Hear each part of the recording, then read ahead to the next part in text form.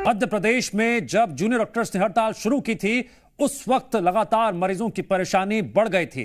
निजी अस्पतालों ने भी ओपीडी सेवाएं बंद कर दी। कोलकाता में ट्रेनी डॉक्टर की हत्या के विरोध में शुरू हुई थी क्योंकि जबलपुर हाईकोर्ट ने इस पर सख्त टिप्पणी करते हुए डॉक्टर्स को काम पर लौटने की सलाह दी और कहा हड़ताल का यह तरीका उचित नहीं है। क्या मरीजों की जान हाईकोर्ट के आदेश का इंतजार करेगी? कोर्ट ने डॉक्टर से तुरंत हड़ताल खत्म कर काम पर वापस जाने के लिए कहा। अब इस मामले में अगली सुनवाई 20 अगस्त को होगी। जी मीडिया लगातार आपको सुबह से तस्वीर दिखा रहा है किस तरह से मध्य प्रदेश में जब हड़ताल शुरू हुई थी उसका व्यापक असर देखने को मिला था।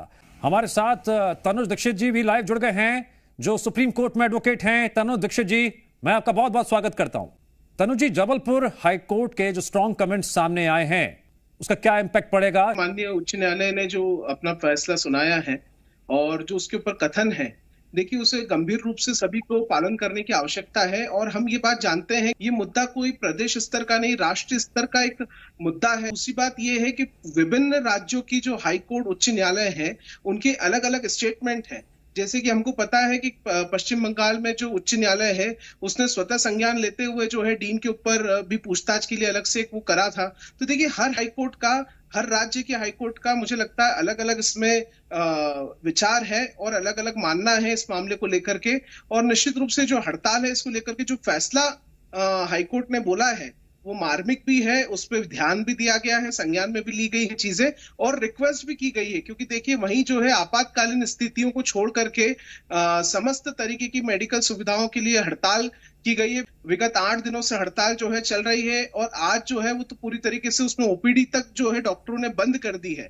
तो ये सभी जो स्थितियां हैं निश्चित रूप से ये यही दर्शाती है इस देश की सरकार से मांग की जा रही है डॉक्टरों के द्वारा, जिसके अंदर उनकी सुरक्षा के संबंध में कड़े कानून के साथ कड़ी गतिविधियां भी हो, जिससे वो डॉक्टर्स जो हैं वो समस्त रूप से अपने आप को हॉस्पिटलों के अंदर भी सुरक्षित पाए।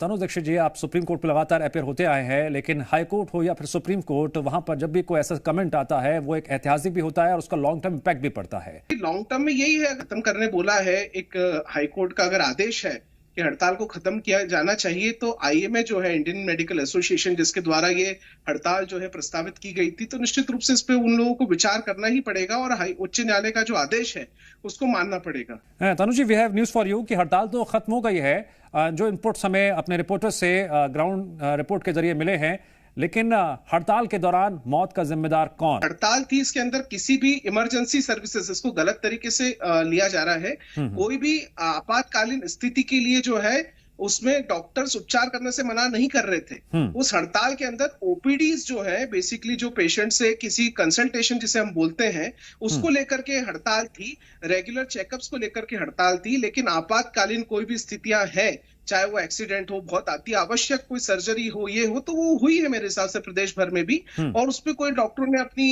हड़ताल नहीं की थी। तो मुझे लगता है देखिए सर, फाइनल कमेंट, क्या इसका इंपैक्ट पड़ेगा आगे इस कमेंट का?